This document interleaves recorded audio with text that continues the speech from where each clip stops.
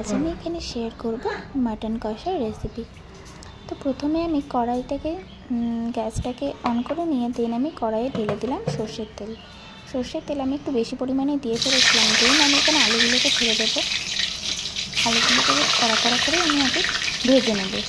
এখানে আমি আলুগুলো মোটামুটি ভাজতে দিয়ে দিয়েছি। দেন এটাকে আমি ভালো করে ঢাকা চাপা দিয়ে বেশ কিছুক্ষণের জন্য ভেজে নিতে থাকবো।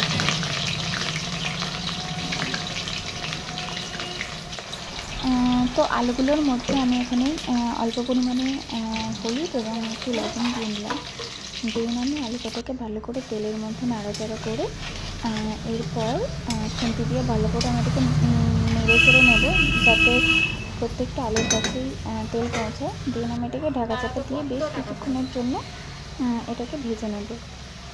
ভেজে নেওয়ার পর আমি এটাকে তুলে একটা আলাদা বাটিতে রেখে দিচ্ছি। আস্তে আস্তে তুলতে হবে, নাহলে তেল ছিটকানোর প্রবল সম্ভাবনা। দেন আমি কড়াই থেকে কিছুটা তেল তুলে রেখে দিয়েছি, কারণ মাটন থেকে অনেকটা তেল বেরোয়।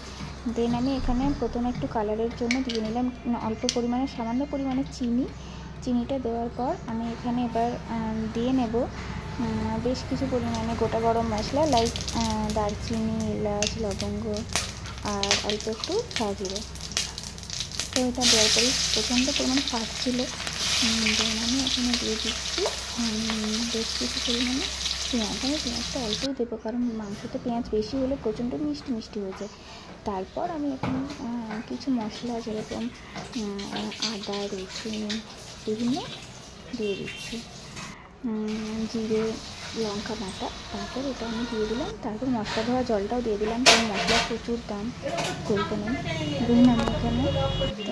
দেন আমি এখানে হলুদ গুঁড়ো দিয়ে দিচ্ছি পরিমাণ মতন। তারপর পরিমাণ মতন লবণ দিয়ে দেবো।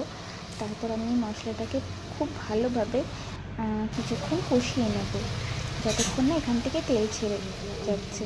তো খুব ভালো করে আমার এখানে এটা কষিয়ে নেওয়া হয়ে গেছে। তারপর আমি মাটনটাকে কিছুক্ষণ দই, লবণ এবং হলুদ দিয়ে বেশ কিছুক্ষণ আমি ম্যারিনেট করে রেখেছিলাম, প্রায় 1.5-2 ঘন্টা মতন।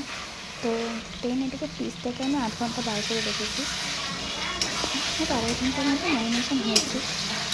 তো এটাকে আমি কড়াইয়ের মধ্যে দিয়ে ভালোভাবে এবার নাড়তে থাকবো। তারপর আমি ঢাকা চাপা দিয়ে দেবো, কারণ মশলাটা ভালোভাবে কষতে হবে মাংসের সঙ্গে। তারপর আমি এখানে আলুগুলোও দিয়ে দিচ্ছি, কারণ আলুগুলো না হলে সিদ্ধ হবে না। তারপর আমি এখানে অল্প পরিমাণে জল দেবো আর কষাতে থাকবো। তারপর আমি এখানে মোটামুটি কিছুটা জল ঢেলে দিয়েছি। এখানে আমার মাংসটা ফুটতে শুরু করে দিয়েছে। তারপর আমি এখানে সামান্য পরিমাণে ঘি আর গরম মশলা দিয়ে দেবো। ব্যাস, কমপ্লিট।